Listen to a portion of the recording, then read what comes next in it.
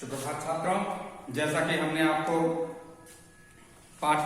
ये पाठ पढ़ाया था डाकिये की कहानी कमर सिंह की जुबानी। इसमें कुछ छूट गया था, उसी के आगे हम देखते हैं जिसमें कमर सिंह जी की बात है ना, और लेखिका प्रतिमा शर्मा से जो बात हुई है वही इस पाठ में आगे बताया गया है। तो कह रहे हैं, लेखिका पूछ रही हैं कमर सिंह जी से कि आप क्या शुरू से इसी डाकघर में काम कर रहे हैं? पूछ रहे हैं क्या शुरुआत से, जब से आपकी सर्विस या नौकरी जब से लगी है, क्या इसी डाकघर में है? तो कमर सिंह जी कह रहे हैं, शुरू में तो मैंने लाहौल स्पीति जिले के टिब्बर गांव में 3 साल तक नौकरी की। 3 साल तक वहां नौकरी की। उसके बाद कहाँ की? इसके बाद 5 साल तक इसी जिले के काजा में और 5 साल तक किन्नौर जिले में नौकरी की। 5 साल तक काजा और किन्नौर जिले में नौकरी की। उस वक्त इन गांव में टेलीफोन नहीं थे। उस समय जो है ये जो गांव है, इन गांव में टेलीफोन की या बात करने की सुविधा नहीं थी। बसें भी सिर्फ मुख्यालयों तक ही जाती थी। जो बस जाती थी मुख्यालय तक, बस अड्डे तक ही जाती थी। अभी भी कई ऐसे गांव हैं जहां ना तो बस जाती है और ना ही वहां टेलीफोन है। आज भी इस समय में आज भी ऐसी समस्या है, ना वहां आज भी बस जाती है, ना वहां टेलीफोन की सुविधा है। ऐसी जगह में ग्रामीण डाक सेवक का बहुत मान किया जाता है। ऐसे स्थान पे, ऐसी जगह में जो डाक सेवक हैं उनका लोग बहुत सम्मान करते हैं। आप पहाड़ी इलाके में रहते हैं, जाहिर है डाक पहुंचाना आसान काम तो नहीं होगा। कह रहे हैं कि आप पहाड़ी इलाके में रहते हैं, वहां जो है डाक पहुंचाना बहुत कठिन कार्य है, बहुत आसान काम तो नहीं है। तो ये कह रहे हैं हाँ, मुश्किलें तो आती हैं। मुश्किल माने कठिनाई, दिक्कत, परेशानी, वहां समस्या तो आती है। जब मैं किन्नौर जिले के मुख्यालय रिकांग पीओ में नौकरी करता था तो सुबह 6 बजे से मेरी ड्यूटी शुरू हो जाती थी। सुबह मेरी 6 बजे से वहां ड्यूटी शुरू हो जाती थी। मैं 6 बजे सुबह शिमला जाने वाली बस में डाक का बोरा रखता था और रात को 8 बजे शिमला से आने वाली बस से डाक का बोरा उतारता था। ठीक, तो शिमला वाली बस में हम अपना बोरा रखते थे और जो है वहां पे रात को आने वाली बस से ही, उसी बस से ही डाक का बोरा फिर नीचे उतारते थे। पैकर को ये सब काम करने पड़ते, जो पैक करने वाले होते हैं उनको ये सब काम भी करना पड़ता है। किन्नौर और लाहौल स्पीति हिमाचल प्रदेश के बहुत ठंडे तथा ऊंचे जिले हैं।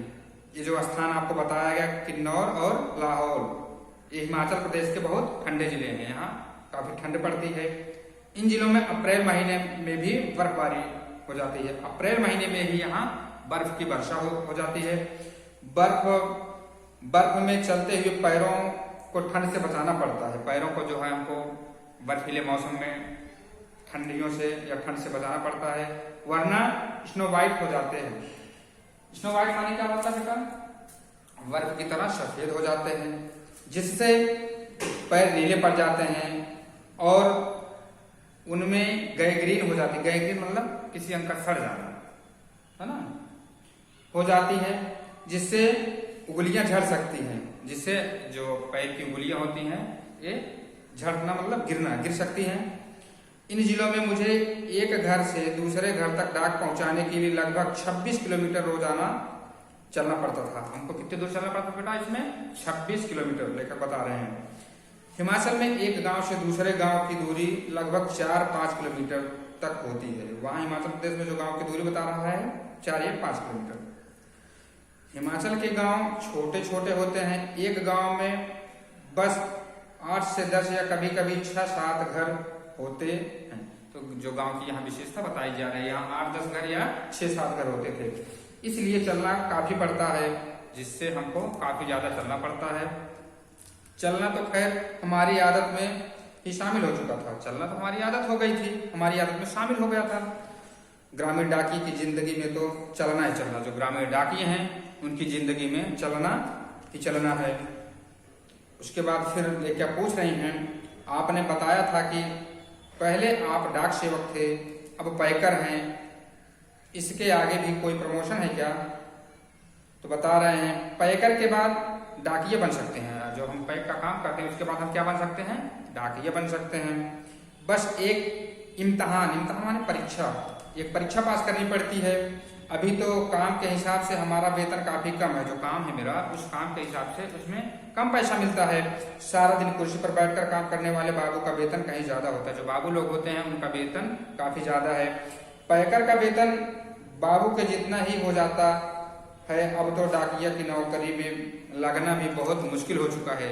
अब तो डाकिया की नौकरी में लगना बहुत कठिन हो गया है। हम में से जितने डाकिये रिटायर हो चुके हैं उनकी जगह नए डाकियों को नहीं रखा जा रहा है। जितने डाकिये रिटायर हो गए हैं उनकी जगह पे अभी नए डाकिये नहीं रखे जा रहे हैं। इससे पुराने डाकियों का काम का बोझ दिन प्रतिदिन बढ़ता ही जा रहा है। इससे जो डाकिये हैं उनका काम दिन प्रतिदिन बढ़ता जा रहा है। ना जाने आने वाला समय कैसा होगा, क्या पता आने वाला समय कैसा होगा। ठीक है बेटा, तो ये पाठ आप पढ़ोगे, जो कठिन शब्द आपसे दिए गए हैं, कठिन शब्दों के अर्थ लिखोगे। ठीक।